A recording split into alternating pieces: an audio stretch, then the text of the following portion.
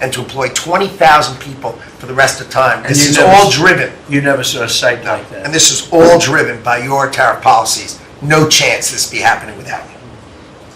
It's going to be about 40% of the chip market from that one section, and this is the biggest chip maker. They have 99% of the market.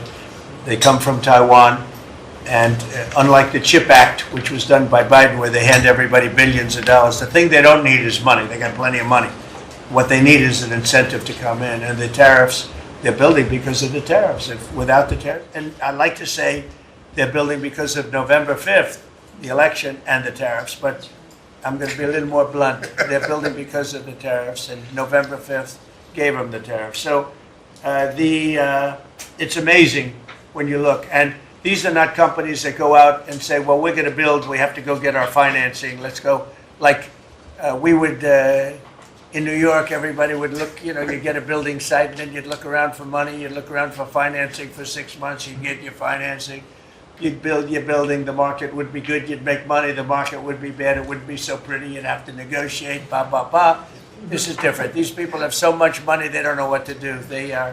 I asked Howard, did they finance it? No, they do it through cash. And they say that site, and they just started, they just announced it like a month ago, and they've already started. He said, I've never seen a site like it, so big. So, you're talking about essentially a $50 billion building. Now, if you build a warehouse for $50 million, that's a big warehouse, Scott. But a $50 billion building, that's a lot. They're building the electric, they've become a utility. And I'm giving them the right to become. They're going to build their own electric, they're going to build their own electricity, which they need tremendous amounts of electricity. They're going to build it themselves. Anything they have left over, they'll hook that into the grid. But the grid is old and they're unreliable and bad things can happen to grids. I said, if you want, you can hook into the grid, but that's a little bit risky. Or you can build your own electricity and become your own utility. And they, I think in all cases, are deciding to do that. So it's very exciting, and we have a lot of things going. We took over on January 20th. These are quarterly reports. We took over on January 20th. The tariffs haven't kicked in yet. I know that, and I don't want this to happen, but I know that China is doing very poorly right now. I just saw some reports coming out, and I don't want that to happen to China. I like the president a lot, President Xi. I don't want it to happen. I was actually saddened to hear it, but they are getting absolutely hammered in China. And, they're sending boats, the biggest boats in the world, carrying cargo like nobody's ever seen before. These are the biggest boats in the world, biggest cargo ships in the world. And they're coming and they're turning around in the Pacific Ocean. They're doing a big U-turn and going back because they don't want the goods, because 145% tariff. But at a certain point, I hope we're going to make a deal with China. We're talking to China, but their factories are closing all over China because we're not taking their product. We don't want their product unless they're going to be fair with us. And that includes intellectual property and other things. There are a lot of things far beyond just buy, sell. So we'll see what happens. But, I was not, because somebody said, well, were you happy? I said, I am not happy. I want China to do well. I want every country to do well. But they have to treat us fairly also. So with that, I think we're going to maybe go around, and we have some letters where the secretaries and people around the table are making statements about how they're doing and what's happening. And I could start with Pete on the left, because he's my least controversial person at the No, they don't know how good he is. So we'll go around the table and you can hear it. And these are cabinet meetings where they're very open and transparent. And I can guarantee you Biden didn't do this. He didn't do this. Go ahead, Pete. Well, Mr. President, I think we're controversial because we're over the target. And like so many things, Mr. President, you inherited a demoralized military that couldn't recruit, that was perceived as weak after what happened in Afghanistan and elsewhere because of Joe Biden. And what we have seen since your election and the inauguration has been nothing short of a recruiting renaissance. Decades, it hasn't been decades since we've seen this kind of recruiting in the Army, the Navy, the Marine Corps, the Air Force. The men and women of America want to join the United States military led by President Donald Trump. And the police, by the way. Absolutely. And fire. I always mention the fire, but the police and fire, likewise are, I mean, they have waiting lists now, and 6 months ago was a disaster. Truly historic. We can barely absorb the volume and retention as well. Men and women in the military who don't want to get out now that they have a real commander-in-chief. We're reinforcing standards. We're going to be fit, not fat, in our formations. We welcome back all the folks that were forced out because of the COVID mandate.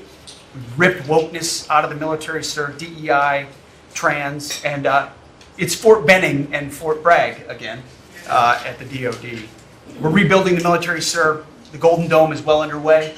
F-47, reassuring allies and deterring enemies. We found nearly $6 billion in DOGE savings that we're going to reinvest, including $50 billion from the Biden administration focused on things like climate that have nothing to do with lethality and warfighting. And we will have, as you said, sir, the first $1 trillion budget that we plan to spend wisely on behalf of our warfighters. From day one, sir, we've helped get 100% operational control of the border, coming alongside DHS and CBP. We've got 11,000 troops on the border who now, because of the new national defense area, sir, can help detain illegals at the border and hand them over to CBP.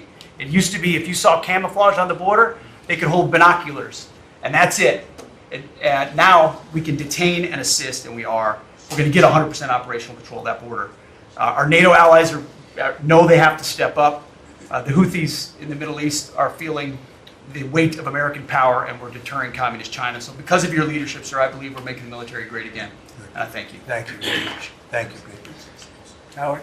So I have the pleasure of running the Investment Accelerator, which gets to recruit these companies. And you've never seen anything like the companies committed to building in America. Technology companies have committed over $2.5 trillion to build in America based on your tariffs, right? Sovereign countries, all backing, the whole Middle East and all these countries backing their sovereign wealth funds. They all want to invest in America, and they're coming in, again, over $3 trillion committed. So just those two topics, you're at $5.5 trillion, and then you've got the whole pharma industry knows it's got to come home because America pays for all the drugs of the world. So the pharmaceuticals have to come home, right? Autos coming home, industrials coming home. So, you know, we've got to train, and your great Secretary of Labor together and Secretary of Education together, we're going to train the workforce to build America. It's unbelievable. We've got so much, as I travel around, the attention on the Trump Gold Card. I mean, it makes me very popular. Last night, I was out to dinner, and someone came up and said, can I buy 10? And how do I buy 10? And I'm like, that's pretty good. It's $50 million for dinner. So, you know, I was paying for my dinner. The External Revenue Service, right? You've got the tariffs and the hundreds and hundreds of billions of dollars coming in to build the External Revenue Service. That our objective, of course, is to replace the Internal Revenue Service and let those outside countries trading with us, let them pay their fair share to America. And then, of course, you got rid of de minimis. And what happened is these foreign countries were sending in little packages for free and knocking out our mom and pop businesses across America. You put an end to it, and you're going to rebuild the mom and pop and the small business of America. You're their president, and I'm proud to support you. It's very important. De minimis. It's a big deal. It's a big scam going on against our country, against really small businesses, and we put an end to it. Mr. President. So, CAFE standards, we have the fuel economy standards on vehicles that are going to go to 50 miles per gallon. We are going to rewrite those standards, bring it down to something that's far more reasonable. Elon's fine with that, I hope. But it's going to drive down. It's going to drive down the price of a car in America, making cars more affordable for families. Also, Biden had the social cost of credit when we build infrastructure, roads, and bridges, adding 3 to 5% on infrastructure costs. We've gotten rid of the social cost of carbon, driving down the cost to build roads and bridges across the country. We have what is called follow the law. So we have so many states and municipalities that don't follow the law. So whether it's DEI, discriminating against Americans, whether they give illegals driver's license, or their sanctuary cities or states, if you don't follow the law, if you're giving license to illegals, if you're having DEI policies, we're not going to fund your projects. So you got to certify in your state or in your city to get road and bridge money or rail money that you're actually following the law, which includes executive orders from you, Mr. President. We're cutting back funding. We send research money, Mr. President, to universities to do research on more equitable and sustainable transportation systems. Projects that'll use data and public opinion to inform policy and infrastructure and technology benefiting diverse communities, including women and gender non-conforming people. Just stupid wastes of money. We're pulling that money back from universities. We should do good research if we're doing research in universities. And then one last thing, air traffic control. We don't have enough air traffic controllers. We're about 3,000 short. We're working on an agreement with the union, so when controllers become retirement eligible, we're going to cut a deal to try to get them to stay longer, stay in the tower. And then we have a plan to put more butts in seats in Oklahoma City, so we can get more students through the academy and into towers as well. It's going to take us a while to do that, to train them up, but we're in the process before our 4 years are done. Well before that, we're going to be at full capacity. Sean, do you want to tell them about, I think we have to bring it up. We have very obsolete equipment for air traffic controllers. The equipment, the towers have horrible equipment. It's been renovated for years. The money they spent over the last 4 years, this Buttigieg did a horrible job. They wasted billions and billions of dollars hooking up wire equipment to non-wire equipment to satellite equipment, and a third grade student would know it doesn't work. You can't work. And they wasted tens of billions of dollars. But we want to put a brand new air traffic control system in, and you might want to describe that, please. You and I have talked about this. It's a state-of-the-art system, envy of the world, and listen, our system is safe, but you would have hoped someone would have seen that there's a problem with fixed-wing aircraft and helicopters coming in at DCA. Someone should have seen that before we lost almost 70 lives. It's our job to look and see that we have an aging infrastructure around air traffic control. And so if we don't build a brand new system, there's going to be failures and people will lose their lives. And so we need the help of Congress to help fund this, but it's going to be all brand new. And after you build a brand new system, we have the bedrock and the foundation to actually build on top of it. But no one has done this, Mr. President. There's Band-Aid fixes that have happened over the course of 20 years. You can't have a Band-Aid fix. It doesn't get done. It has to be brand new. The technology, it looks like it's out of a 1980s movie. Old computers, floppy disks. We're using copper wires, not fiber. So there are great solutions we have available that, by the way, everyone's sick of their delayed flights or their canceled flights. We have more capacity in the airspace. And if we build this brand new system, what you'll have is more efficiency in the airspace, and it will be safer. So the economy will be stronger. We can have more flights and less delays. So I appreciate your support on that, Mr. President. Rebuilding that is very important. You wouldn't have had the helicopter crashing into the plane at 400 feet up when it's supposed to be 200 feet. That would have, bells and whistles would have been gone over, and you would have heard the screaming equipment saying there's a problem coming up in 15 seconds. You got to do something about it right now. And it would have also sent the word right into the helicopter, because I guess you'll be doing the full report on that, but it was pretty obvious what happened. Right. And they were supposed to be at 200 feet, they were at 400 feet, and a terrible thing. And that wouldn't have happened if we had the right equipment. If we had the right equipment, you would have heard bells and whistles going off, and it would have alerted them long before that would have happened. 2 minutes before, they would have had a lot of time. So we have to do this. We have no choice, and we're going to do it, and we're going to be very proud of it. They did old equipment in new equipment, and you can't hook in old equipment to new equipment because it's different. Some is satellite and some is ground. The satellite doesn't work. This man would know that better than anybody, but you can't hook up a satellite system to a ground wired system. And if you do, you're wasting a lot of money. They spent billions. This is Buttigieg. They spent billions and billions of dollars trying to patch a system together. They had hundreds of different contractors, and the contractors were all fighting with each other. We're going to have one great big contractor, like the Great Big Beautiful Bill, which is going along very well. I guess I like Great Big Beautiful, but we're going to have one Great Big Beautiful contractor, whether it's maybe Raytheon, maybe IBM, maybe it could be any one of 4 or 5 different groups, but you put one in charge. They're very big, very powerful monetarily, and they give you a guarantee, and they hook up everything. They do every single thing. So they're responsible for the digging of the ditches and the fiber and every single element. And it's one system that's hooked in. It's not all these hodgepodge systems that don't work together. And it's just a shame.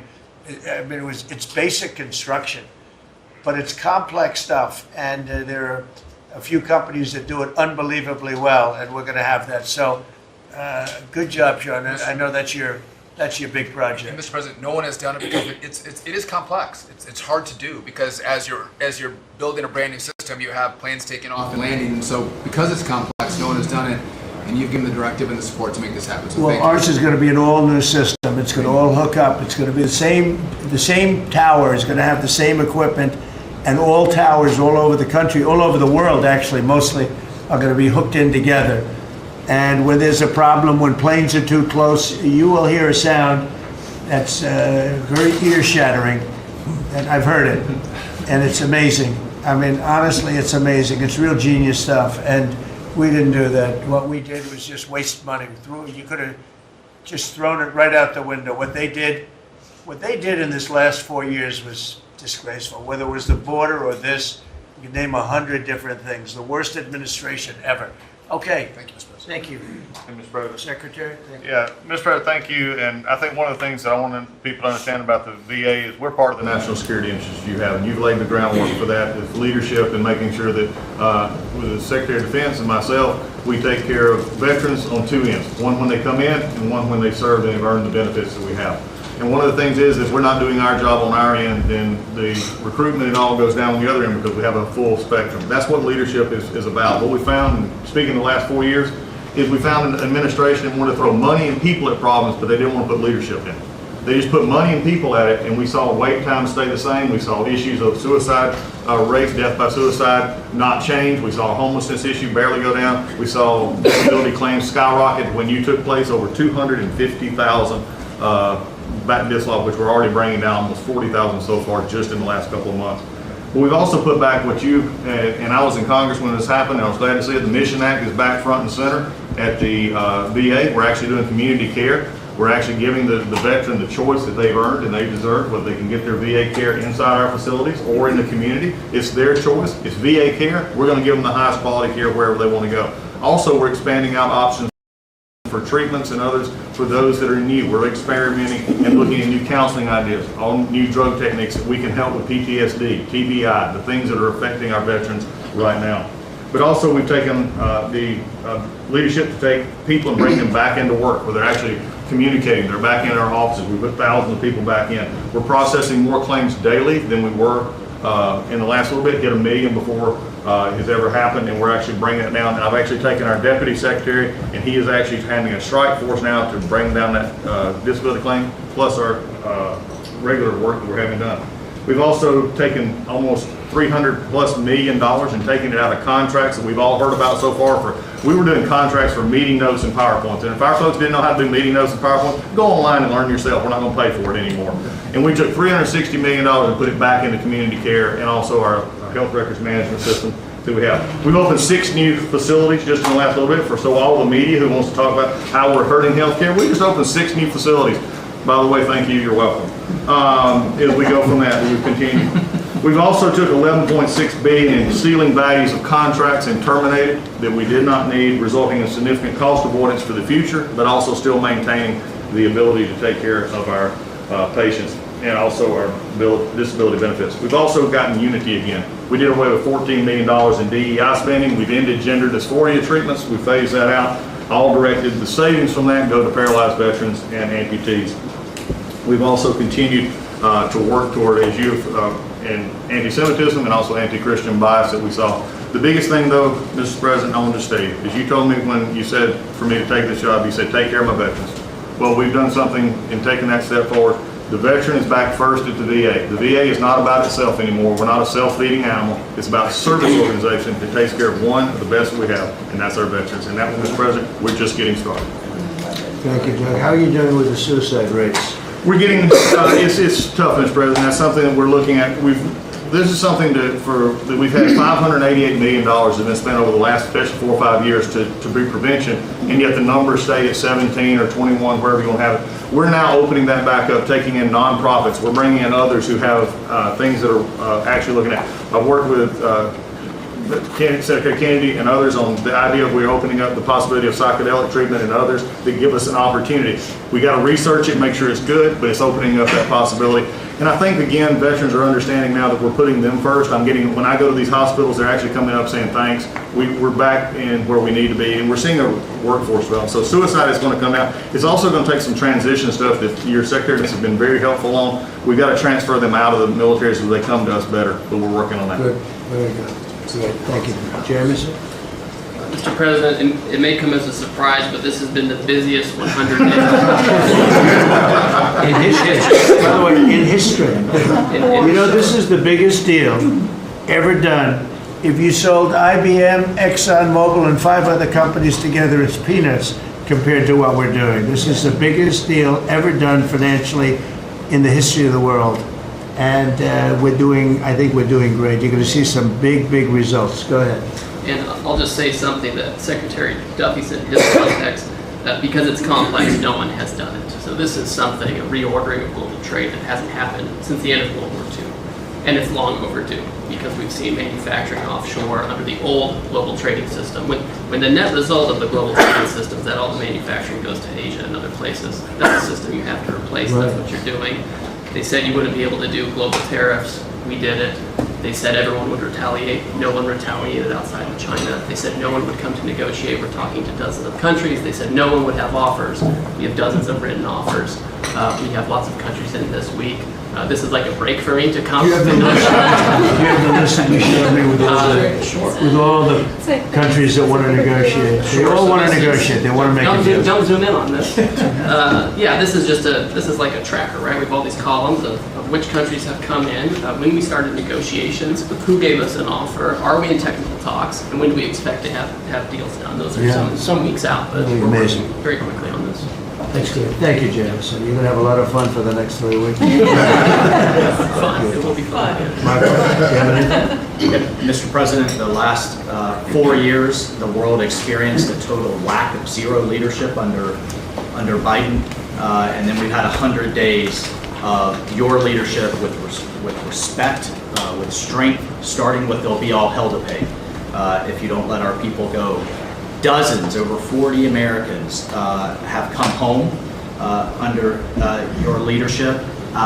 Far more terrorists are no longer threatening the homeland under your leadership, pulling all of these agencies together, including the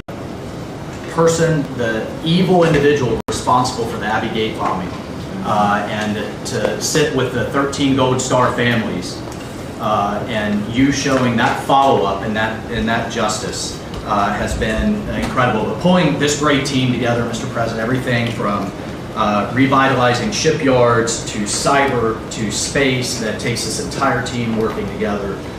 It's an honor to serve you in this administration, and I think the world is far better, far safer for it.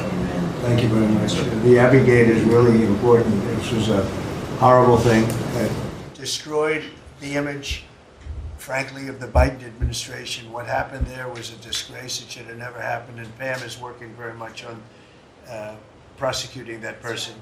We have the person, and he'll do well. I have no doubt about it. Thank you very much, Michael. So the CIA, I don't know, Ratcliffe, I don't know if he's going to say anything.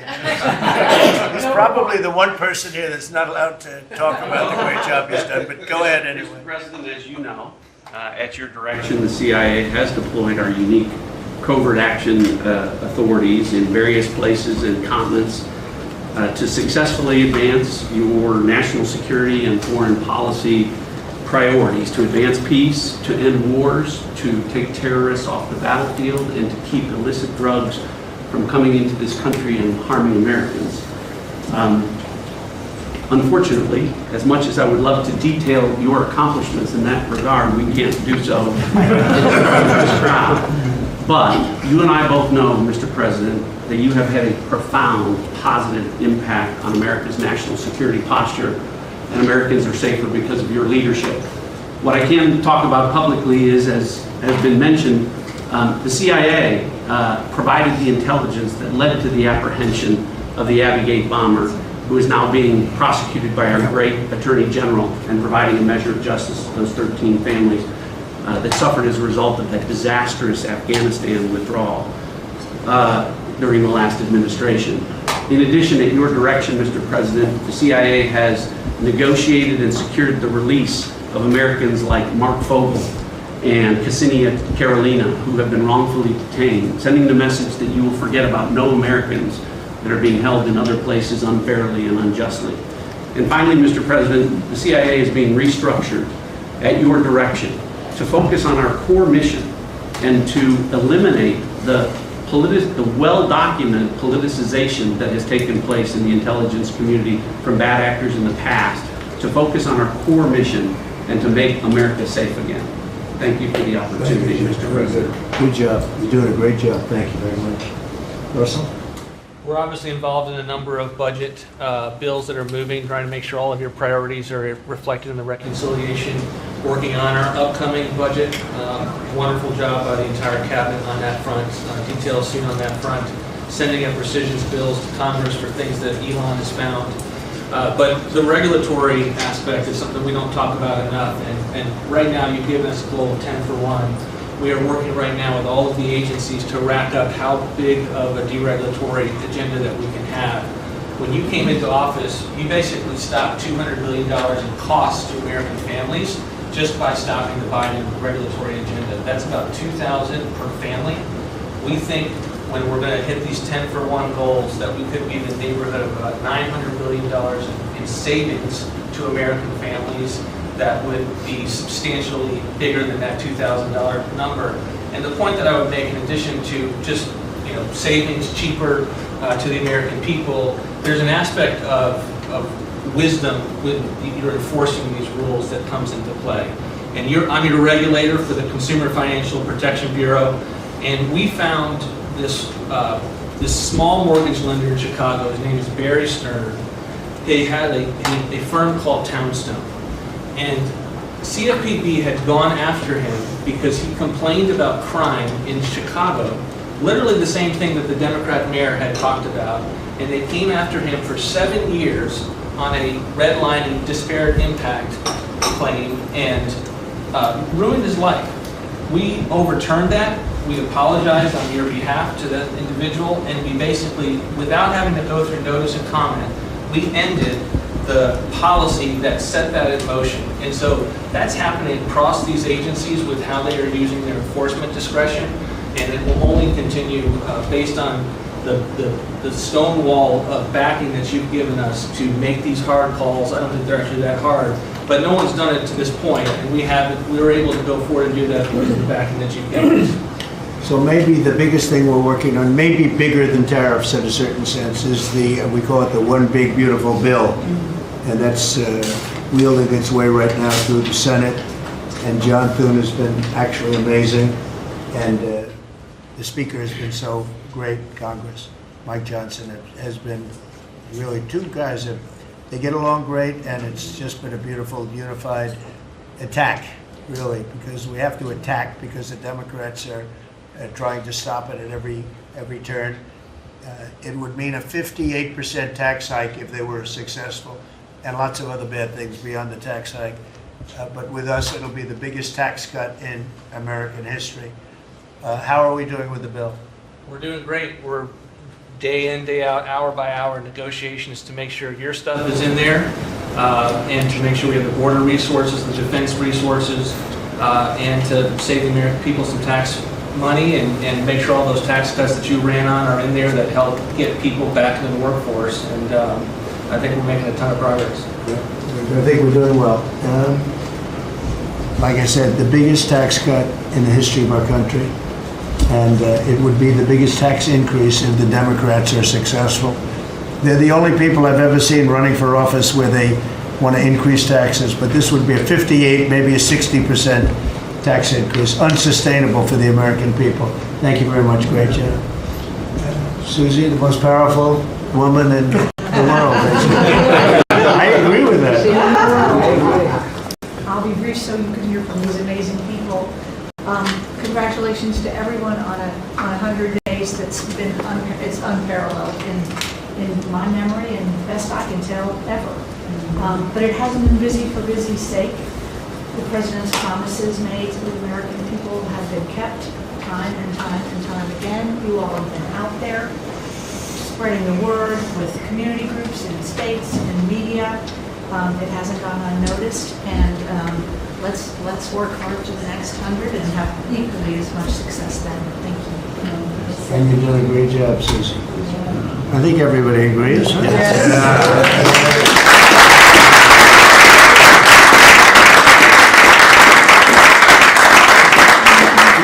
Do we have anybody that disagrees, please? In front of the media. In front of the media. Please raise your hand if you have the courage to do so. Anyway, go ahead. Yes, sir, Mr. President. Thank you. And you made it very clear that you wanted to put America first. And also from day one, you wanted to make housing affordable again, because we do have a housing affordability crisis in our country. And so at HUD, we've been cutting all the red tape and bureaucracy as it pertains to housing affordability and unleashing creativity of our builders and developers around our country and restoring local control. We took down the affirmatively furthering fair housing rule, as you know, which was a zoning tax from Washington. So no longer will Washington be picking winners and losers, but localities and elected officials in different states and cities will have that flexibility. Also, you alluded to securing the border, and such a great job has been done with all of our partners at the table. And at HUD, we want to make sure that the resources that we have now, which is American taxpayer dollars, in the Biden administration, they prioritize illegal aliens over the American people. And so we signed an MOU with Secretary Noem at DHS to make sure that HUD-funded housing only goes to American citizens and no longer will it go to illegal aliens coming across our border. We have about 9 million people living in subsidized housing in our country. 59% of illegal alien families use some sort of welfare program, costing us $42 billion a year. And so we have prioritized American and American people only to live in HUD-funded housing. And also to make housing affordable, we also signed a partnership with Secretary Burgum at DOI to use underutilized federal lands, as you campaigned on and promised, to identify those lands to build affordable housing in our country so that people can realize the American dream. We also restored biological truth, as you did in sports. We have the equal access rule at HUD, which we took that rule down to ensure that at women's shelters, that those that enter those shelters would be of the same sex, and that we would protect the ladies of our country. No longer will those that identify as women but are not women be able to enter our shelter, so that we can protect the ladies that we serve. Along with our DOGE task force, we identified over $2 billion in savings. At HUD, $260 million at HUD were just in contracts, $4 million were DEI. And so we took those contracts down and de-obligated and sent back $1.9 billion back to the Treasury for the American people. Again, we want to be good stewards over the American taxpayer dollars. And so, Mr. President, thank you for your leadership in this. And we have a tremendous team at HUD, and I'm so grateful to be part of this team around this table to take care of the American people. And I consider it a great honor and honor to do so. Good job. Yes, sir. Well, I'm not sure if anyone's heard, but the price of eggs is down. I know it's news. Today, as we celebrate the 100th day, I think that it's just such a joy and an honor to continue to do this work, so thank you for that. We have been obviously very focused on the cost of groceries, specifically eggs led the way, as you have so eloquently discussed over the last few months, and we're holding tight on a very significant decrease, which is great, and investing where we need to there. As I mentioned before the press came in, we have had a massive issue with Mexico on water, getting water to our farmers along the border for decades. When I worked in Texas 25 years ago, we were fighting with the Mexican government over the water then. You got involved about 2 weeks ago. That evening I started conversations, and as of just a few days ago, thanks to Secretary Rubio's great deputy secretary and I have been negotiating, and we hit the best deal I believe in history on behalf of our farmers, and thanks to your leadership and your strength on that. And that's a really big deal long term for those farmers in the southern part of the country. On the energy side, I know we've got Secretary Burgum and his partner Secretary Wright, but we often forget that agriculture has a major piece of the energy dominance agenda, not just timber, not just minerals, but biofuels. So we continue to support that great leadership coming from those agencies, and doing hopefully our part as well, and they've been incredible in that. Our farmers have been hurting under the Joe Biden administration. There was a 30% increase in the cost of input, so the cost of doing business for these farmers over those 4 years. When we left the White House the first time 4 years ago, we had a $0 trade deficit with our agriculture products. After 4 years of Biden, that hit $50 billion because they just didn't make an effort. And so obviously that's $50 billion less dollars at a time of very thin profitability for our agriculture community. So the Congress passed because the last administration didn't get a farm bill done either, the farmers were hurting there. So Congress stepped in. I say all that and basically said $10 billion to move out.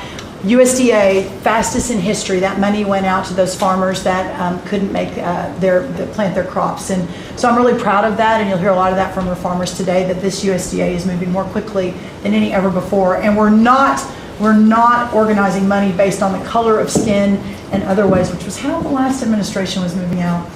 We have canceled $6 billion in contracts thanks to our great friend Elon Musk and his Doge team. A lot of those were DEI, gender, studying transgender mice. Who knew the racism in pest management? We've canceled all of it.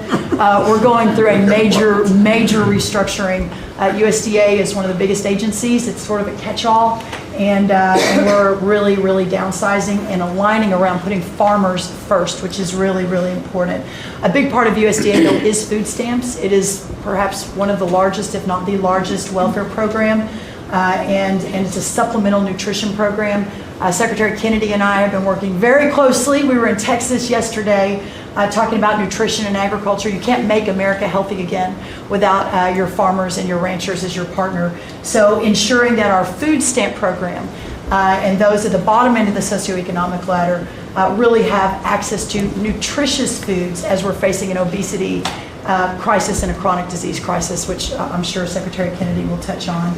And the final thing I'll say is this morning, Secretary Noem and I, together, and I brought a picture because I think this is important and it goes to why we're here. This is a South Dakota ranching family named the Mauds. They are a fifth generation ranching family. Charles Maud, in his 30s, bought the ranch from his granddad, I'm going to show the press, when he was 17 years old. Those beautiful children, Lyle and Kennedy, his wife Heather. Under the Biden administration, they had, of their several hundred-acre operation, they used about 20 acres and had a fence that had been there since 1910 when their family took over the ranching operation. There had never been really any problem that had been brought to their attention. Perhaps there was a minor dispute over, again, 20 acres. This family was indicted, prosecuted, threatened with jail time, told to find guardians for their children over a fence line dispute that the Biden DOJ pushed forward.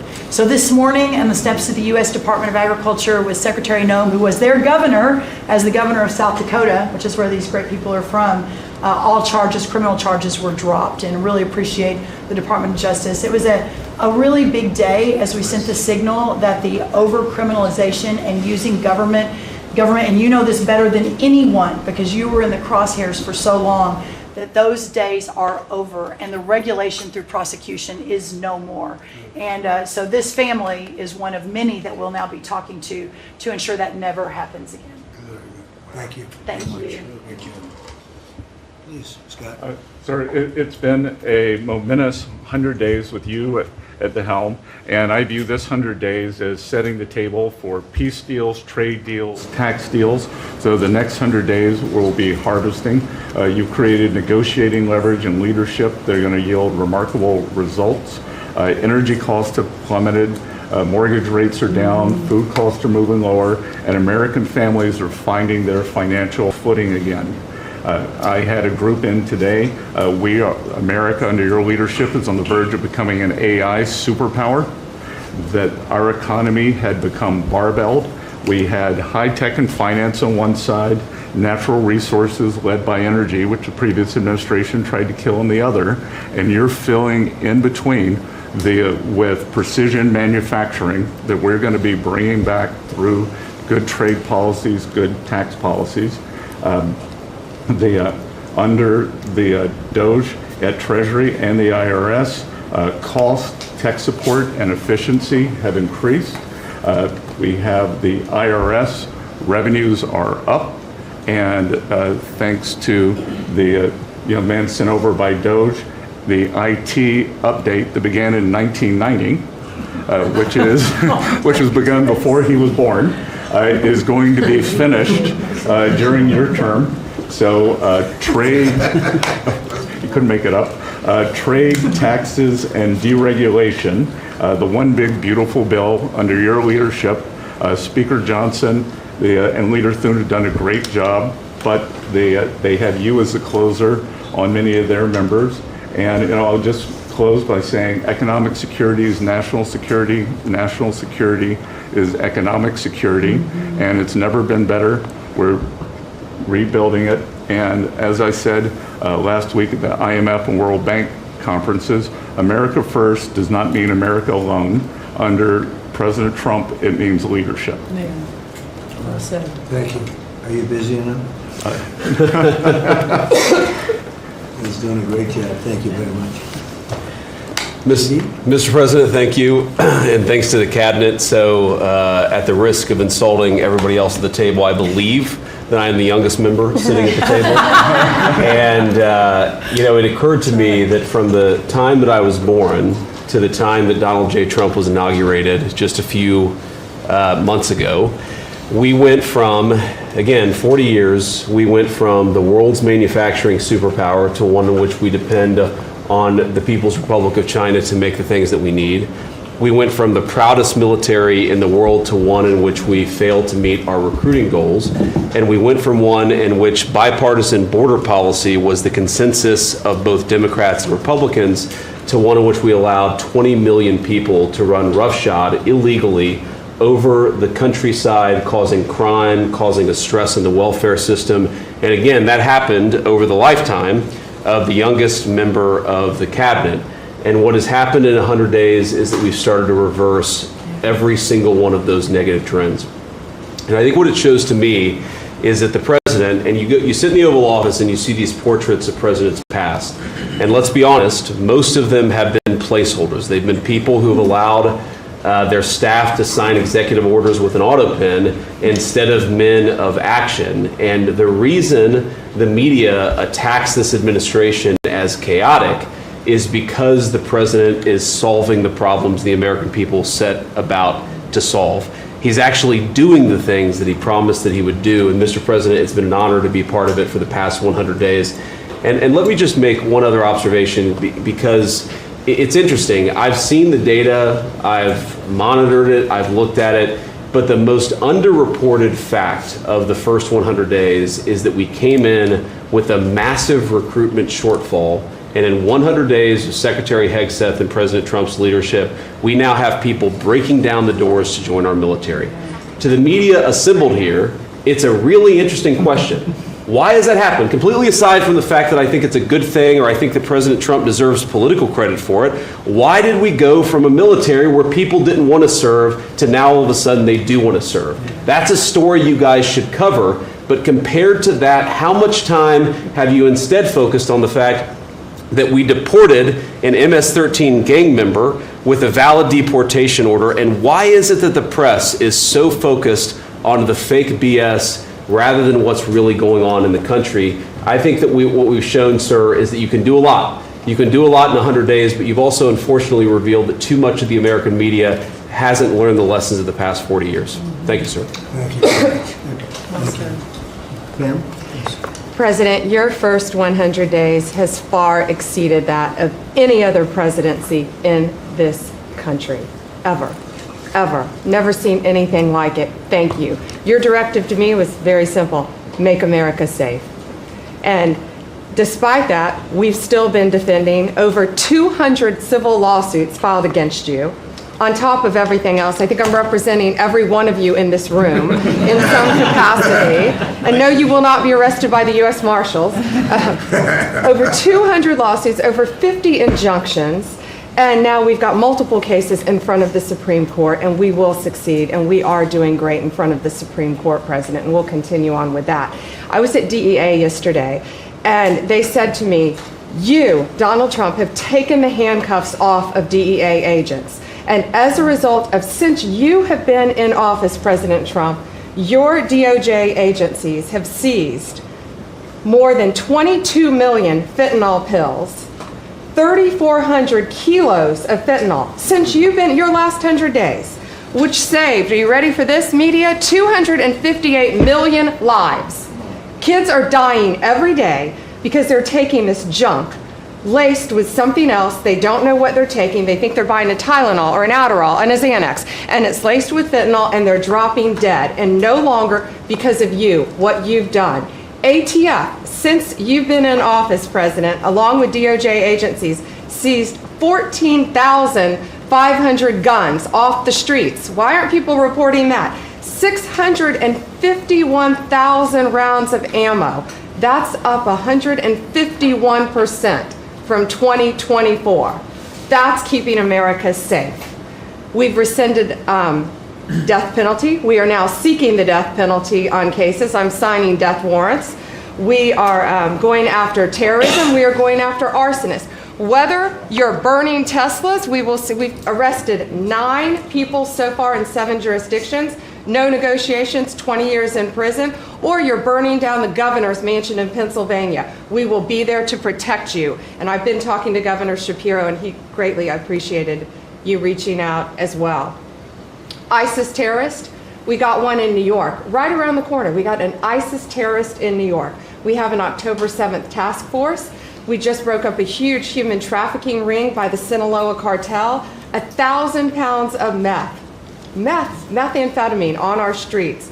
Ton of fentanyl, 20,000 Molly pills. Those are the drug of choice among at clubs and bars for young kids. They were fake, but you know what they had in them? Fentanyl. That's 20,000 lives saved because of you, right there. We brought back 29 cartel members from Mexico at your direction, and one killed the Kiki Camareno, a DEA agent in 1985, and many of us got to talk to his widow and his son, who is now a judge.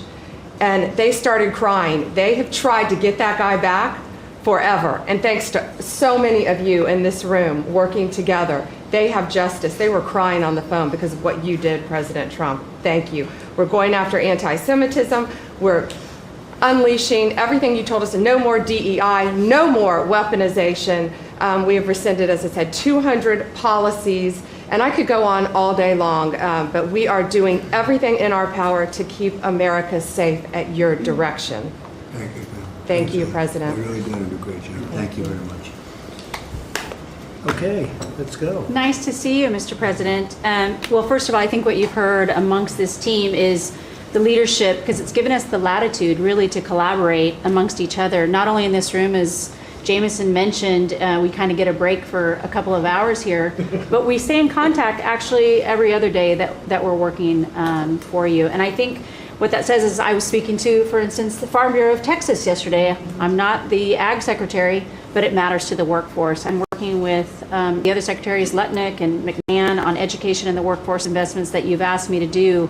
Because as you've come in and negotiated these great repatriation of these companies and the investments, we're going to need that workforce to build back this economy. And I couldn't see that more as I've kicked off my 50-state tour.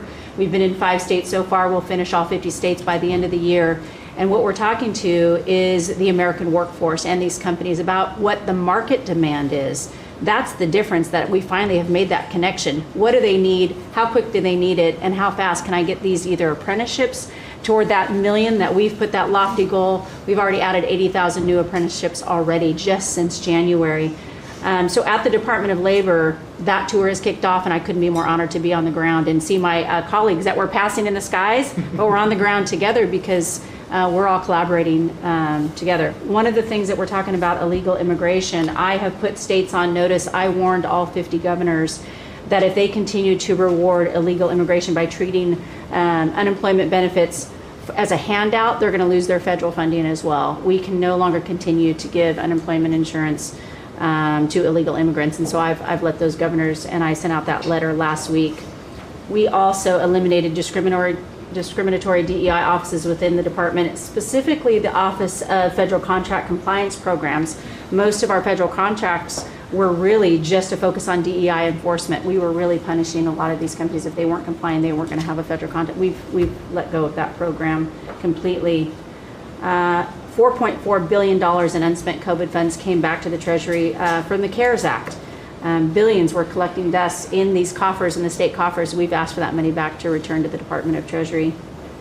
We saved $250 million by canceling America Last, is what I call it, foreign handouts, including funding for things like transparency and accountability for Uzbekistan cotton industry. It doesn't make sense that we're funding these foreign, and thank you to DOGE and to the government efficiency, what we have found with the fraud that we're seeing. It's, some of these things are so ridiculous you can't believe it. no, I write them down. Uzbekistan cotton farmers? It sounds like a comedy sketch. And so again, with the executive order preparing Americans for high-paying skilled trade jobs of the future, that's our goal. The trades is where we're being focused, but all companies, and we want to make sure we're on hand for that. And what I want to say is thank you to government efficiency, because you asked us, when this transitions out, will our departments and our agencies continue that government efficiency? And I think that we surpassed that in the Department of Labor. Out of our 14,000 federal employees, 3,000 have taken the DRP, and we offered it again. So over 21% have taken that offer. And we'll keep our critical workforce, MSHA, OSHA, and wage and hour, and make sure our workers stay safe. So with your leadership, Mr. President, I couldn't be more honored to serve. I know we were probably the last to know each other, but we're getting to know each other well. And the team that you have assembled is really an honor to serve with. So thank you, Mr. President. Thank you. You're doing great. Thank you very much. Chris, please. Mr. President, you ran on unleashing American energy, and 100 days have shown the tremendous impacts that can arise from the unleashing you have enabled. I'll hit a few highlights. Number one, oil, gasoline, and diesel prices are the lowest they've been in years. How does that happen in 100 days? That's a messaging. Your message that we're pro-energy. We're not against energy, we're for it. That sends a message to the marketplace that supply is easier to grow now and supply will be coming. And that's already led to tremendous savings for American consumers across the country. And we need not only more affordable energy, but we need a lot more energy. One highlight I think a couple of us have touched on is AI. This is a new emerging critical industry that's very energy intensive. It is not acceptable for the United States to not be the leader in AI. We must win the AI race and lead in that, and that's going to take a lot more energy. If you had not won election, we would not have won the AI race. Full stop. Energy would not have been there to enable us to win. Reshoring of manufacturing. These trillions of dollars you led off with, it's going to come back to our country to make chips, to make steel, to make automobiles, to make artificial intelligence, to make all of these industries we've outsourced. That's only going to be possible with way more American energy. But we have that energy. We have those resources. We have those businesses. We have those capitalists. We just need to stop standing in the way of them and follow the lead you've set, which is to enable them, not to subsidize them, not to help them, to enable them to invest American money and create American jobs here. Regarding our balance of trade, The second largest export of the United States is liquefied natural gas. Second fastest. In the next few years, it'll be our largest export in our country. But yet, 18 months ago, the Biden administration had said, we're going to stop issuing permits for new LNG export terminals. That's just nuts. That's a great competitive advantage we have, huge balance of trade driver, a huge industry just coiled and ready to go. I just came back from Poland last night. They are thrilled that America's back in business again and that the rest of Europe can get off of Russian energy and can enable their own economic growth with secure, reliable, affordable energy from the United States. I also witnessed the signing ceremony for a deal between two large American businesses to build a huge nuclear power plant in northeastern Poland. The first of this design built in Europe. It'll be the first of many. I spoke with many other nations over there. They want to buy more American gas. They want to get American technology. They want to have a partnership with us. And they shared the message I delivered to Europe in my keynote remarks is that unleashing energy is the way you make your society safer, more prosperous, more free, and that these sort of over-the-top climate alarmism doesn't do anything to help the environment of our world, but it does impoverish people, it does reduce the security of your nation, and it makes you weaker. I think that's a constant message many of us around this table have brought to Europe. We want our friends in Europe standing up again and leaning in. A lot great is happening under your leadership. We're unleashing consumer products that Americans wanted to buy that Biden was making illegal. I'll be in Georgia on Friday at Renai's manufacturing plant. Tankless natural gas water heaters. Incredibly popular product. They almost became illegal. The return of common sense is incredibly welcome across this country, across the world. And back to Elon, that extra thing, we're going to deliver all of this with less people, less money, less burden on the U.S. taxpayers. Not smaller departments and smaller services, better, more thoughtful services done more efficiently and smarter. The way you'd have to run a business. We've got to get our fiscal house in order, and you and the people around this table are making it happen. Thank you, Mr. President. I'm honored to be here. Great job. Thank you very much. Please. Yes, Mr. President, you are 100% correct. The border is 99.99% safe, under control.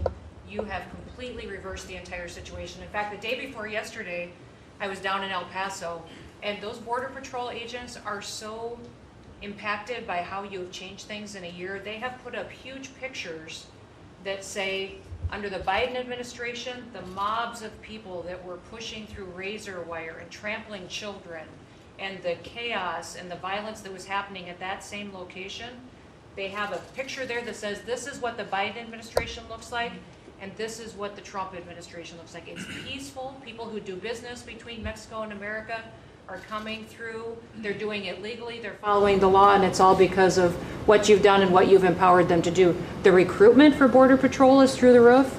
For ICE agents, they want to be a part of ICE because they recognize they actually get to do their jobs. I have the Coast Guard too. Coast Guard recruitment is up over 20% just in the last 60 days. Everybody wants to be a part of what the heritage is of this country. We've repositioned the entire Coast Guard fleet to focus on border and drug interdiction. As we've secured the border, the cartels have gone to the water and are going out in maritime waters to move their drugs into this country. The Coast Guard just in the last 2 months has taken into custody over 126 tons of cocaine, millions of doses of fentanyl. It's just amazing. And the aliens that they are deporting is incredible too. We've been working with all of them. The one thing that I want to point out is the fake news has been saying that Biden deported more people than you. And it's an absolute lie. And they're letting the Biden administration get away with manipulating and cooking the books. What they're counting for the Biden administration is every single person that came to that border that they processed and let into this country. They're allowing Biden to say that was a deportation, just by processing somebody and letting them come into the country. It's absolutely false. It's not true at all. You have deported over 250 known terrorists. You've deported thousands of foreign terrorist organization members and gang members, hundreds of thousands of people that were in this country illegally. We've collected $30 billion worth of tariffs through CBP, and we've also collected millions and millions, hundreds of millions of fines and penalties from people that have overstayed here in this country. So I just want to thank you. You've been a game changer. I want to thank Pete for his leadership at DOD and what they've done. I want to thank Marco for his diplomacy and getting us travel documents into these countries. Mexico has finally come to the table and now is going to take a lot more people that we're able to send back to that country. And the president of Mexico told me, sir, she turned around over 500,000 people in Mexico before they ever reached our border. We should be counting those as deportations because they never even made it to the border because she turned them around because you forced her to. So those are all people that never even came here because they got the message because you were so aggressive. So thank you for what you're doing. And every day we get to get up and do jobs that matter, and we appreciate Tom that. Holm is doing a great job. Oh, yeah, Tom's a great messenger for us. He just, Great. yeah, he's hardcore. Yeah, thank you. He is hardcore. Yeah, he is. No question about it. Kelly? Mr. President, it's such an honor to serve in this administration, and on behalf of Main Street America, for our 34 million small businesses that make up 99% of all businesses in this great nation, I have to tell you, under your leadership, Main Street is open for business again. They're thriving and they're investing. And the data that we have at the Small Business Administration, the loans that we're putting out, a record 26,000 loans in your first 100 days means that 2,000 small businesses each week are receiving that funding, that investment in the future. Small businesses create 2 out of every 3 new jobs in this country, and we've already seen under your leadership the jobs economy is back, manufacturing jobs are back. We've seen a 38% increase in manufacturing loans. We put out 1,500 manufacturing loans in your first 100 days. We saw startups increase by 54%, and we saw businesses under 5 people increase by 95%. So your leadership on the economy matters to every region of this great nation. I'll tell you on the manufacturing front, I'm out on a national manufacturing tour. We've met with 250 manufacturers, and as I walk through the factory floors, they all ask me to thank you for fighting for their jobs, for these industries, and for the people who are creating things from pharmaceuticals to aerospace, to food, and all these essentials that this nation needs to be independent and strong. And to that end, I'm working with Congress. We'll be announcing tomorrow an upsizing of our manufacturing loans to make sure that that economic engine, because 98% of all manufacturers are small businesses. It's incredible to walk through these factories that are really creating what you had in your first administration, the blue collar boom. It's now a new collar boom because it's the intersection of technology and manufacturing and what they can create for our war fighters, for our aerospace, for pharmaceuticals, with less than 300 to 500 employees, sometimes 100 employees. I was at a factory in Georgia on Monday that is creating machines to help with the Iron Dome in Israel. Less than 50 employees. This is the engine of our economy. It's the heartbeat of our communities. It's the small businesses that helped elect you because they needed your economic agenda. So thank you, Mr. President. It's such an honor, and congratulations on an epic 100 days. I do have to thank Elon. I do want to note we just cut $3 billion in contracts because of Doge's work. That's $3 billion that hardworking families that won't have to work until April 15th to pay for the waste, fraud, and abuse that we continue to find in this government on behalf of taxpayers. So again, thank you, Elon. Thank you. Great job, Kelly. Thank you very much. Elon, I love the double hat, by the way. Yeah. He's the only one that can do that. And get away with it. Well, Mr. President, you know, they say I wear a lot of hats. And as you can see, it's true. Even my hat has a hat.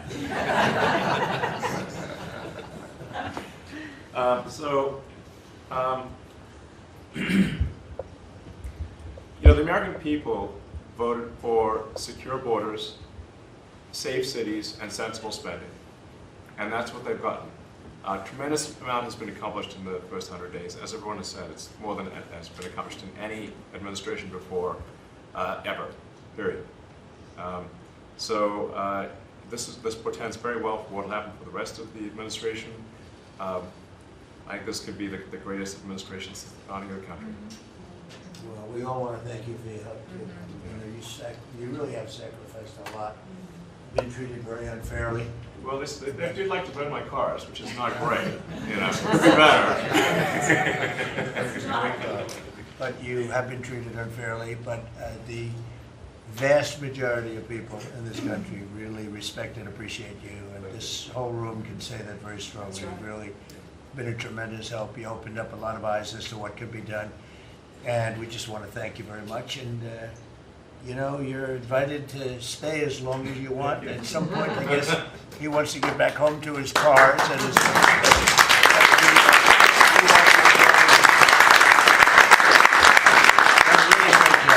You've done an incredible job.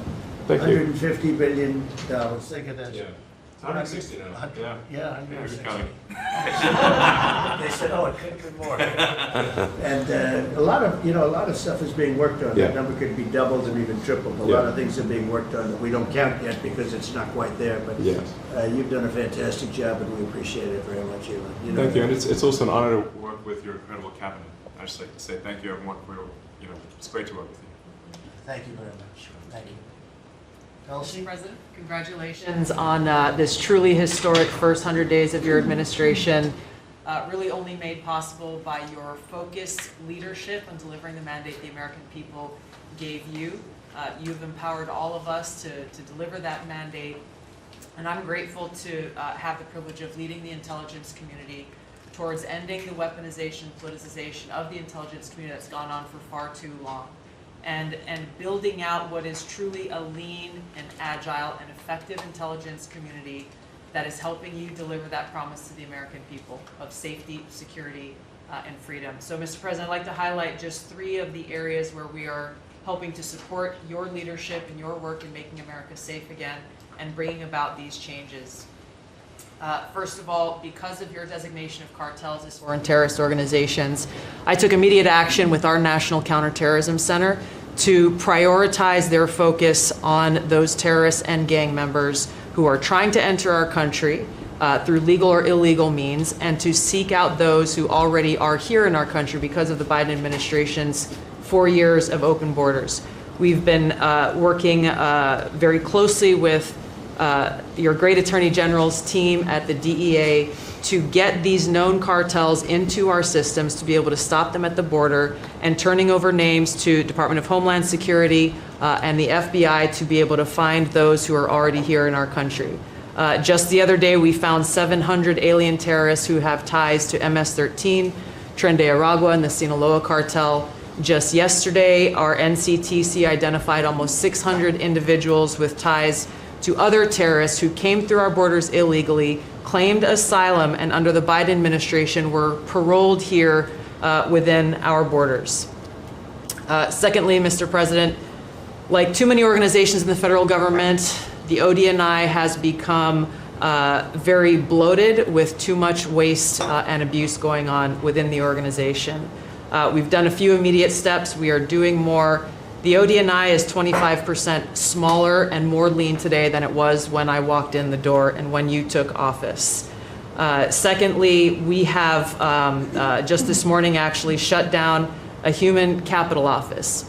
As soon as you issued the executive order to stop all DEI activities, we did that, shut down the DEI office. But we discovered this human capital office that was essentially a slush fund for DEI initiatives, hidden under the guise of human capital, that closed down this morning, saving taxpayers $150 million. We'll soon be announcing an additional $2.6 billion in savings with other programs and contracts that do nothing to ensure our national security interests. And lastly, we're working every day to hold the deep state accountable, to end the politicization, weaponization of the intelligence community. This past week, I sent 3 criminal referrals for illegal and unauthorized leaks to the media of classified intelligence for prosecution. We have 11 more that are under investigation. We've revoked, at your direction, 67 security clearances, and we continue the work of declassifying documents, as we have already around JFK assassination. We have more coming for the assassination of Bobby's father, Senator Kennedy, and MLK assassination. And we continue our extensive investigations around exposing the very serious issues we have related to election integrity, illegal abuses of FISA, Crossfire Hurricane, and others. Mr. President, under your leadership, we are working every day to bring about that transparency and accountability that the American people deserve. So thank you for the opportunity. Great job. Thank you very much. Lee? Mr. President, at the Biden EPA, the Green New Deal was raging. At the Biden EPA, billions of tax dollars burning. At the Biden EPA, we saw industries suffocate. But at the Trump EPA, the Green New Deal is dead. At the Trump EPA, we know that we can both protect the environment and grow the economy. I have 13 pages of accomplishments from our first 100 days in here, and in it, part of it is 100 environmental accomplishments at the Trump EPA. You don't have to take my word for it. We released it to the media this morning. Every single day that President Trump is in this office, there will be a major environmental accomplishment every single day of the Trump administration. At the Trump EPA, we're also launching what is the largest deregulatory action in the history of the country. We're going to be giving our director of the OMB a whole lot of work because we inherited a big mess from the Biden EPA. And working with Elon and Doge, I've canceled now $22 billion worth of grants. Now today is a special day for many reasons. The biggest reason why we're here is that this is the 100th day of the most consequential, historic first 100 days in the history of this country. Today, while we're here, the House of Representatives is voting on Congressional Review Act bills, considering the EPA waivers that were given to California's tailpipe emissions, where California set their own standards. But there should be one national standard, and right now, Congress, on the House side, is going to be voting on that today. On a personal note, while this is a bit outside of the EPA jurisdiction, today is my last day serving the United States Army. And I first signed up towards the end of the 90s. And I've had a chance to see a lot of national security teams over the course of the last 27 years. There has never been a national security team ever assembled that had the backs of our warriors like this national security team right now. And we have never had a president so deeply committed towards ending foreign wars instead of starting new ones. There's a reason, Mr. Vice President, why everyone is racing to join our Department of Defense. We have a Secretary of Defense who, with all due respect to our great president, would probably rather be swimming with Navy SEALs right now, be running somewhere in the Middle East with our service members. And from our Secretary of Defense to our Secretary of State, our Vice President, and more. I just want to say thank you as a veteran of our military for assembling what is the greatest national security team that I have ever seen in my 27 years associated with the United States Army. Has Pete signed off on his retirement leave? Welcome to the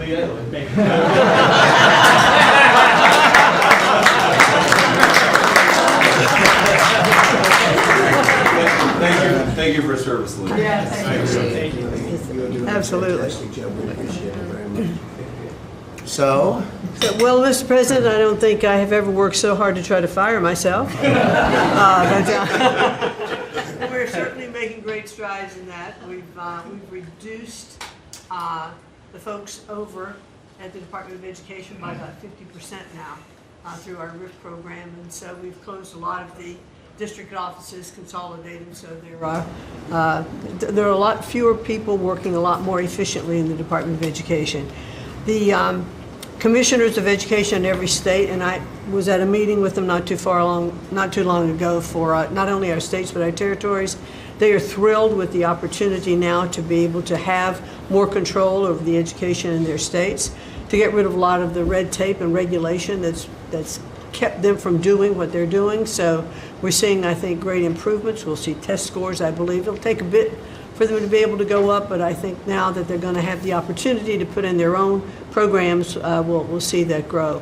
At the same time, we've been focused on higher education for our universities. We've returned proper enforcement of Title IX protections to schools. We have stopped funding to Columbia, for instance, and some other schools for not only Title IX but Title VI infractions.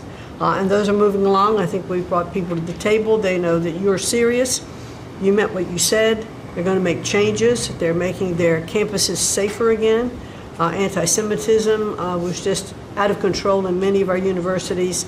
And so some tried to, in fact, Harvard is sued and they're saying that it's, First Amendment infraction. No, this is civil rights, safety on our campuses for our young students, who are there. And with Pam's help and the task force that we formed with HHS, with GSA, with other agencies, we're going to make sure that our campuses are safe. And so there's a lot of good work going on. I think one of the biggest things, you'll be very happy to hear this, Mr. Vogt, that we are putting back into place collecting on our student loans that have been delinquent since March of 2020. Been no effort to recollect on those loans. So as of May 5th, the letter goes out that the loan recollection is beginning again. So for those people who have borrowed money and who have not been paying, and that's just not to be punitive. There are many ways that they can go online to understand how they can get back into the right payment structure, because when they're in default, they can't buy a house, they can't buy a car because their credit scores are down. So it's helpful to them as well as to get this money back into the country. I mean, when $60 billion of increased student loan debt since 2020. And in total, we've got almost $1.7 trillion in student debt. So we're gonna start getting that back. And Scott and his team have been incredibly helpful. We appreciate that so very, very much. And so a lot's going on at the department. And what I would really like, as I'm firing myself, I'd like for you to be known as the education president, because of the best in practice systems that we want to put in every state to incorporate AI, so that we are training these new entrepreneurs and business leaders in our country. We can't do it with the infrastructure we have in place today, so we have to be working on that at the same time. So we're going to be doing that. So thank you for your charge to elevate education so that we are providing for every student access to excellent education. Thank you, sir. Thank you very much, Linda. And what's going on with Harvard and some of these colleges that are taking vast amounts of money, who also have vast amounts? They've got $52 billion and really scamming the public and hiring people like de Blasio and Lori Lightfoot, who were certainly two of the worst mayors in the history of our country, paying them a fortune of salary and having them teach our children how to manage cities and how to manage government. What's the word as of this morning on, let's say, Harvard? Well, we're negotiating with them. When we went back to them to say we'd welcome them back to the negotiating table, their response was a lawsuit. So Pam and her team are helping work with that. And I am, enjoying the fact not only am I firing myself, but I'm now being sued fairly regularly by different departments of education. But we're staying tough with them. The other thing that we're looking at also are the 117 violations of these big universities like Harvard and others who are not reporting, as they're required to do by law, foreign money that comes in and how much that is and where it comes from. And so that is a And very students. and it's very serious. Where are these people coming from? Yeah, Yes, exactly. sir, we pulled back their grants because Harvard isn't responding to us criminal activity by their students. And until they give us that list, they're not getting any more grants from Homeland Good. Security. I think you should pull it back. We did. The students they have, the professors they have, That's right. the attitude they have is not American, and That's right. I think you should. A grant is a grant. We don't That's have to right. give That's grants. exactly right. So we'll pull back the grant. All right. Nope. Very good. Nope. Thank you very much. Thank you. Father? Mr. President, thank you for your extraordinary leadership. Over the past 100 days, we are already making America healthy again. We announced last week the ban on the 9 petroleum-based synthetic dyes, food dyes. Within 2 years, within 2 months, we're going to ban the worst 2 of them.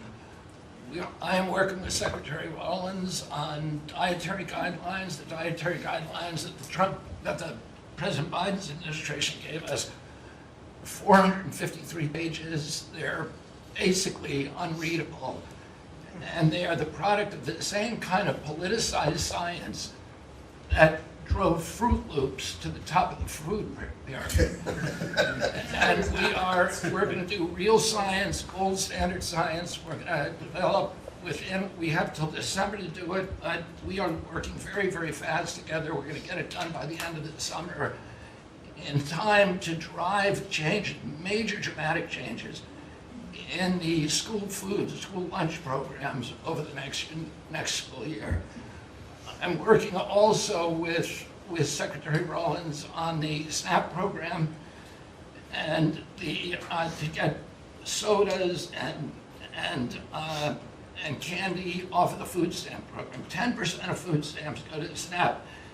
And I want to thank you for your courage. You are a business-friendly president, probably the most business-friendly in our history, but you're also willing to stand up to very, very powerful businesses, and you've shown that again and again.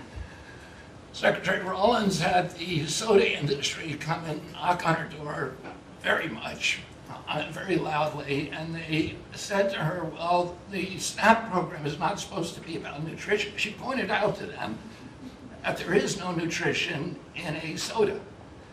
And they said, well, it's not supposed to be about nutrition. And she said to them, the name of the program is supplemental nutrition. It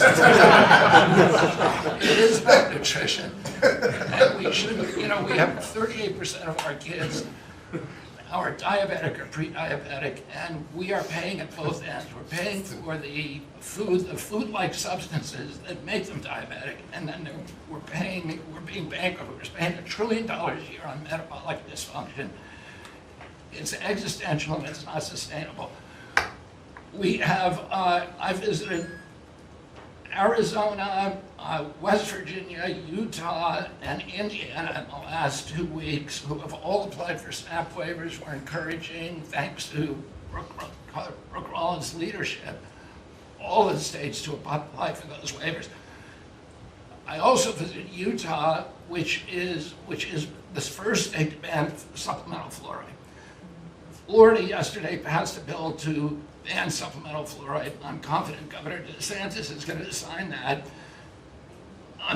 We are working, Lee Zeldin and I are working together to change the federal fluoride regulations, to change the recommendations, and we're looking at the science now. I want to point out that in August, the National Toxicity Program, which was an arm of the NIH, did a meta-review of all the science on fluoride and found that there's a direct inverse correlation between fluoride exposure and low IQ in children. So the more you get, the stupider you are. And we need smart kids in this country, and we need healthy kids, and thank you for your leadership. We're going to get there. We're reviewing the GRAS standards now we're revamping them to get 10,000 ingredients that are in our foods. The Europeans only have 400 ingredients. We have 10,000. There are chemicals we know nothing about. And we are going to stop that process, and then we're going to go back and look at these chemicals and make the companies either get rid of them or to label them. We've launched Operation Storage Speed, and we're going full speed ahead to make sure that we have good, high-quality milk for children. We have launched the autism study at your direction.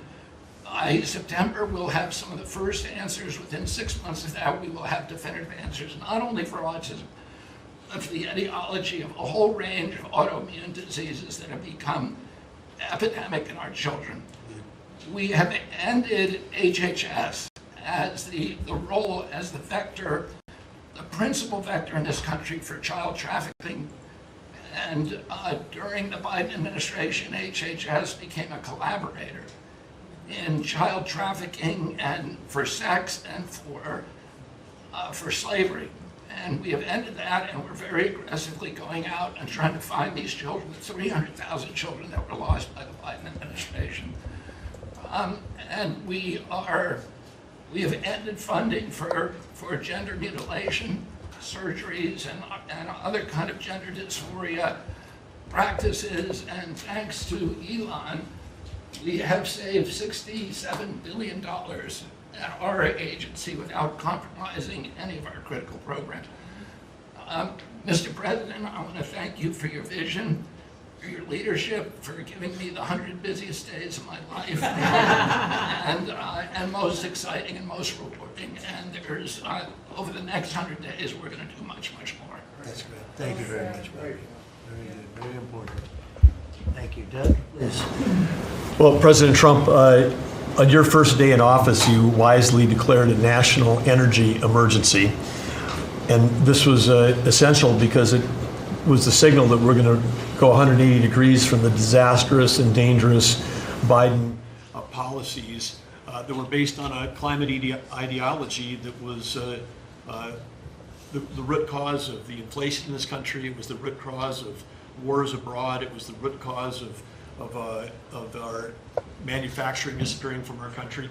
We can't have energy security. Without energy security, we can't have national security, and you understood that. But now with everything that's flowed from that, dozens of other EOs that you've done, America is back in the energy business. As Chris said, there's been a signal that's sent around the world. Capital is flowing, coming back in. The smart money is coming to this country. And now you've given us a chance to win the AI arms race against China. We know we're up against a formidable competitor. China opened up 94 gigawatts of coal in the last year. That's more than all of California and all of New York combined in the last year. We've had presidents in the past, the Biden administration, that were running away, again, under this climate ideology. You've embraced baseload power in this country. I'll never forget standing in the East Room with you, surrounded by the coal miners around this country, where you said, hey, big, beautiful coal.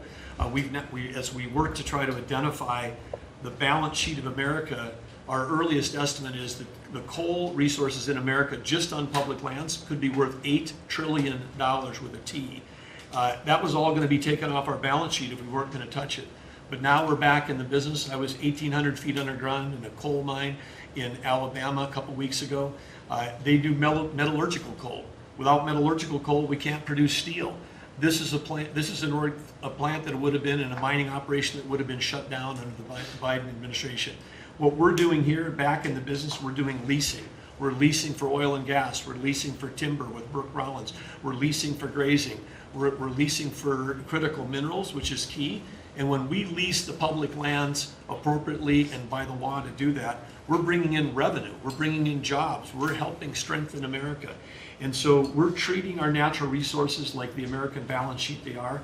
And America's resources, the 700 million acres of surface that's public, the 700 million of subsurface, the 2.5 billion offshore, all contain what we need to have self-sufficient supply chains. And so in this, we're focused deeply on critical minerals. The Biden administration put us in a real predicament right now. The whole trade team, the whole cabinet, Susie's jumping in, leadership across everybody, the National Energy Dominance Council. But of the top 20 critical and rare earth minerals that we need for defense, that we need for industry, China's controlling 85% of the refining for that. So we are running at warp speed 7 days a week to try to put ourselves back in business in that way. So, and I want to just close out by saying a couple other things. One is the border. Few people realize that 41% of the southern border is in the Department of Interior. And then we've got a few more percent that come with Brooke and with the Forest Service.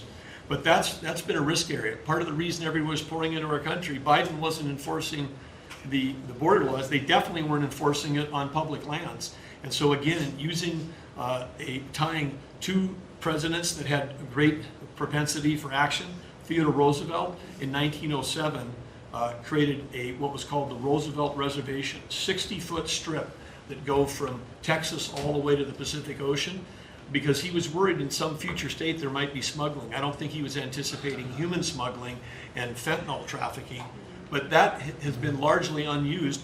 He gave us the authority to transfer that, and so working with Christie and working with Pete, we've transferred that to the DOD. So transferring land from the other agencies like Interior to the Department of Defense, then as Pete said, they can do the detain and assist with the military. And having been down at the border multiple times in recent week, I can confirm everything Christie said. The enthusiasm, the morale of that group is exactly 100% opposite of when Christie and I were down there as governors. I had Border Patrol people say, they were multi-generational service in that law enforcement that said, my wife and I are telling our children never to go into this thing, to go into Border Patrol. People this time were saying, I got a 17-year-old, as soon as they turn 18-year-old, they're signing up. My wife is thrilled. They're going into law enforcement. They're so proud to be serving with you. Everybody I've met, whether it's in a coal mine or at the border, law enforcement, the one thing they say on those trips is, please thank President Trump from all of us, the change that you're making.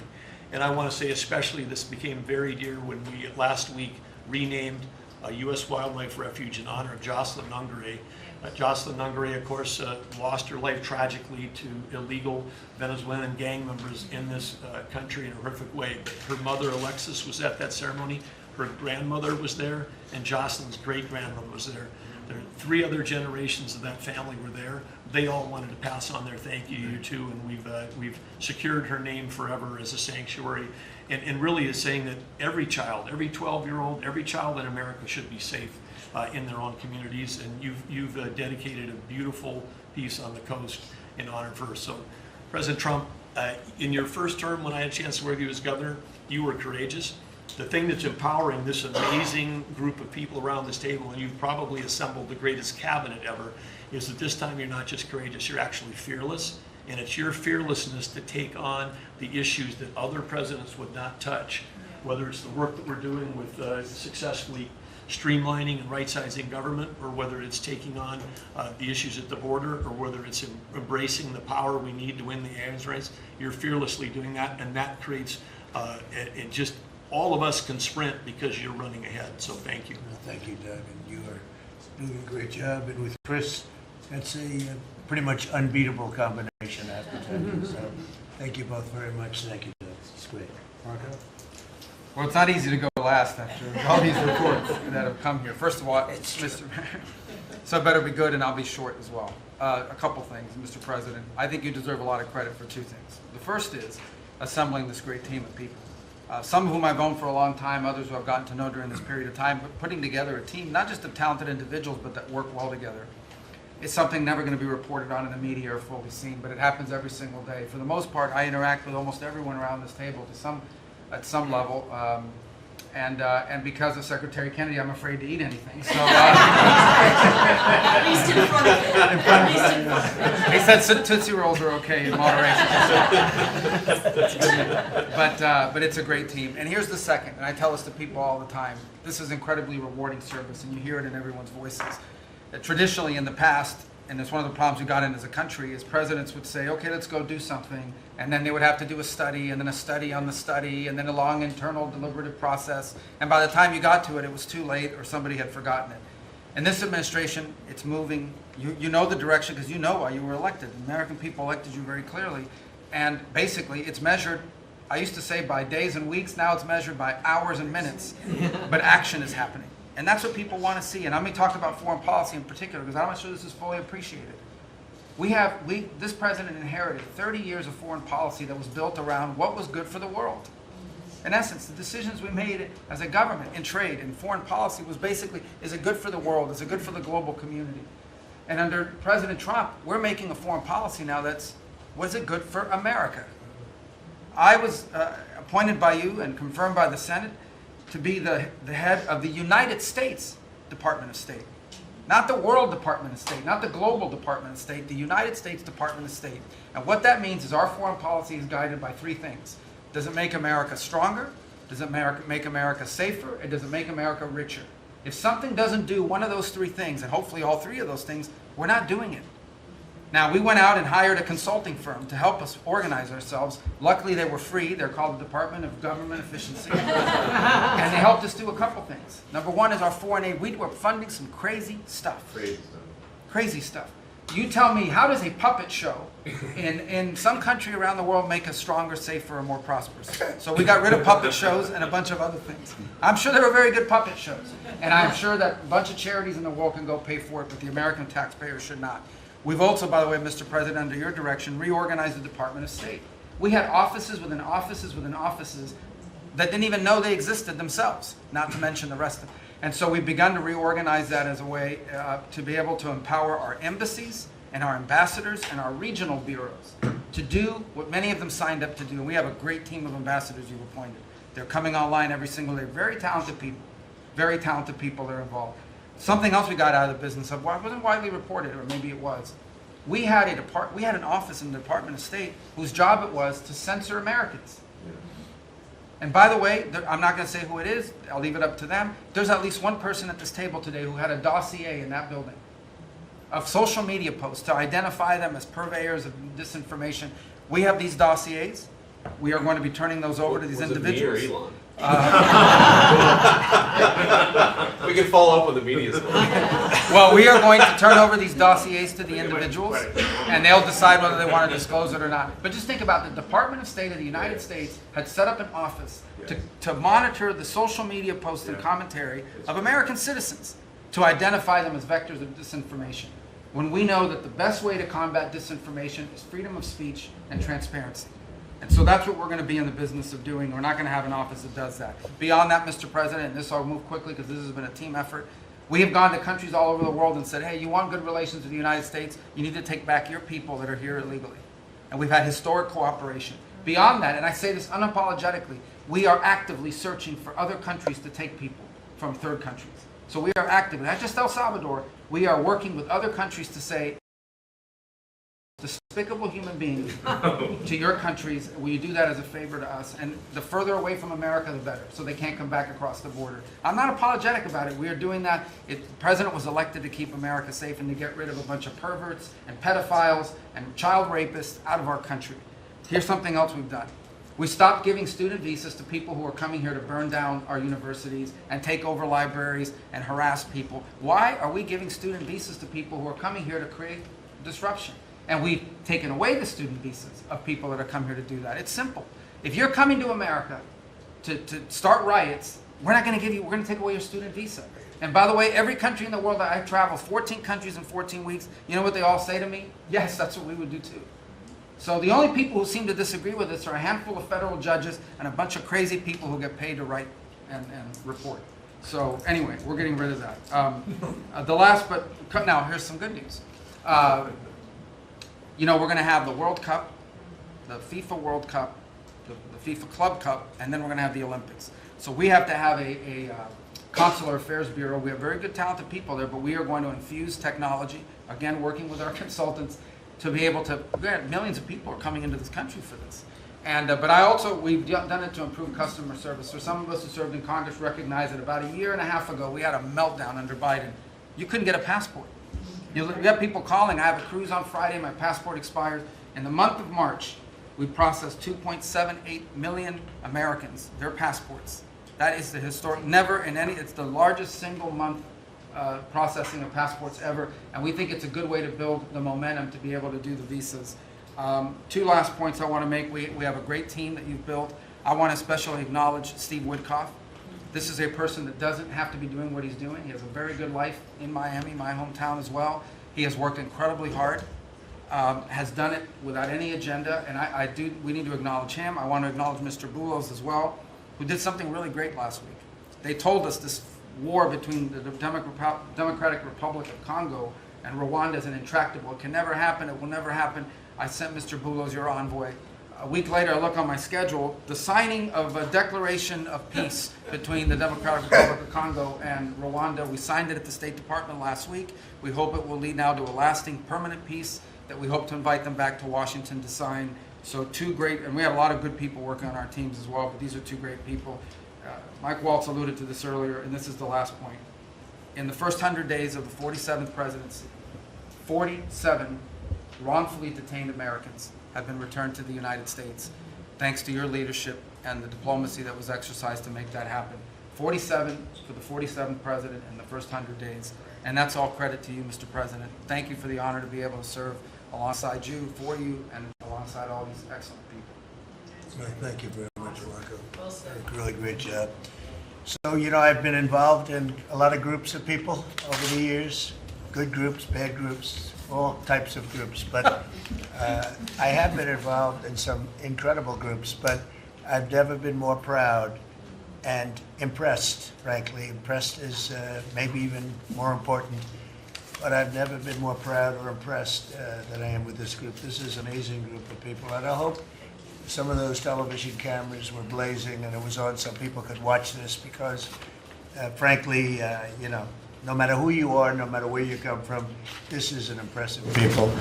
I sat around being somewhat competitive. I said, well, let's see, who did the best job, who did the worst job?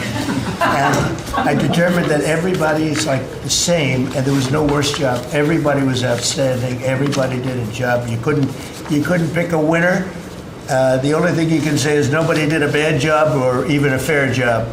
You're outstanding. And so I want to just congratulate you all. This is really something. And, we have a job to do. We've done a lot of work in this 100 days. We've established things that are going to start taking place in the next 100 days. I want to see what it's going to be like. I think we're going to have to do this in 100 days, Susie, and we're going to see some very big results from the things that we've done. But I just want to thank everybody. This is really very impressive, and I hope the people at home got to see some of it. Nobody's ever done public cabinet meetings. They were quiet for a reason, because they weren't impressive. And especially in the last administration, they were not impressive. But I just want to say that we're very proud of you, and I am in particular. Thank you all very much. Great job, and I think we're going to have some tremendous success for our country. And I don't know, it doesn't seem like a time to be asking questions. That was so impressive, that to be taking questions. Why did you do this? Why did you do that? It just doesn't seem to be appropriate. I guess we probably have to take a couple because that was the purpose. But if you'd like to ask some, I think they should be very respectful questions at this point. This was an amazing meeting. And so if you'd like to ask a couple, if you'd like to pinpoint them to some of the secretaries, et cetera, yes, would be fine. Yes. Secretary Rubio, can I ask you a question? You brought up El Salvador in your remarks. Have you been in touch with El Salvador about returning Abrego Garcia? Has a formal request from this administration been made? Well, I would never tell you that. And you know who else I'll never tell? A judge. Because the conduct of our foreign policy belongs to the President of the United States and the executive branch, not some judge. So we will conduct foreign policy appropriately if we need to. But I'll never discuss it. And no one will ever make us discuss it because that's how foreign policy works. Mr. President, yesterday you told ABC News, Mr. President, you told ABC News yesterday that you could get Abrego Garcia back if you wanted to. Do you think President Bukele would turn you down if you made that request? I really don't know. I know that he's been a great friend of our country.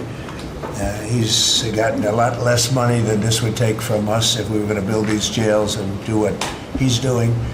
And they run a very professional operation. I don't know. I haven't spoken to them. I really leave that to the lawyers, and I take my advice from Pam and everybody that is very much involved. They know the laws, and we follow the laws exactly. Mr. President, during the transition, sir, you frequently took credit for the stock market highs. You said it was a reflection of how well you were doing in the polls, and then after you were elected, you said the stock market highs were a reflection of how well the transition is going and the American people's confidence in your incoming administration. Now, the stock market's not doing so well, and you're saying that's the Biden stock market, yet you are the president. Can you explain that? Yeah, I'm not taking credit or discredit for the stock market. I'm just saying that we inherited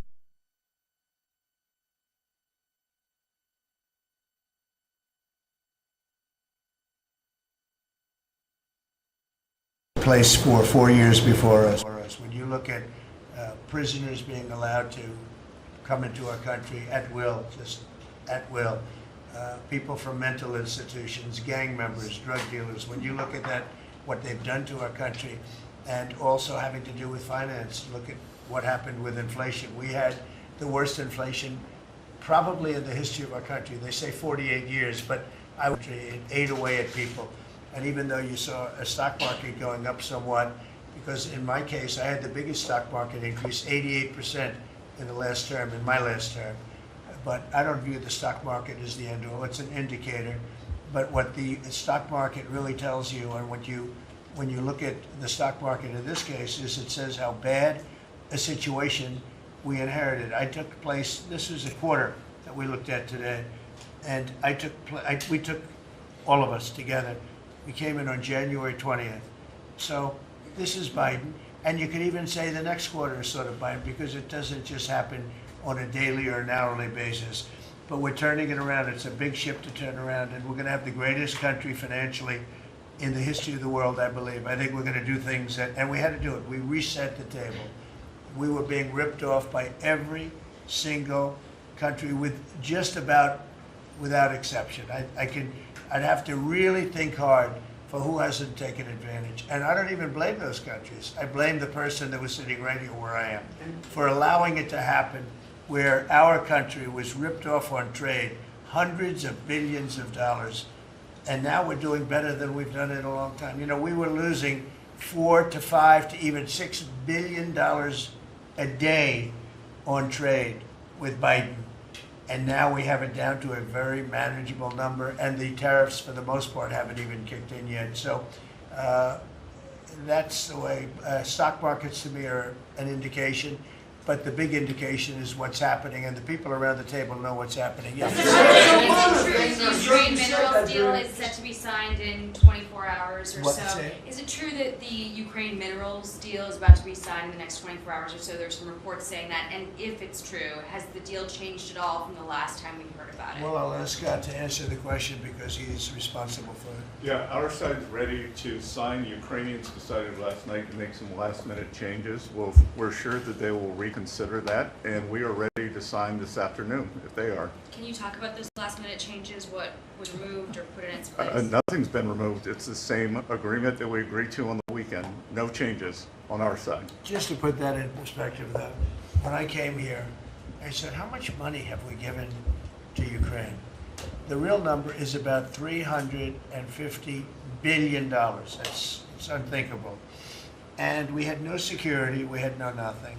We were just pouring money there, unsecured money, putting it in banks, and anybody could have taken it out. You know, anybody over there, it was their decision. I've never seen anything like it. Europe, on the other hand, which is obviously that whole situation is much more important to Europe because we have an ocean in between. But Europe gave about $100 billion. It's a lot of money. It's a big sacrifice they made also. But they gave much less than we did. And their money is secured, totally secured, by deposits in banks. The deposits are largely Russian deposits. That's what Europe did, but their money is secured. So they gave $100 billion totally secured.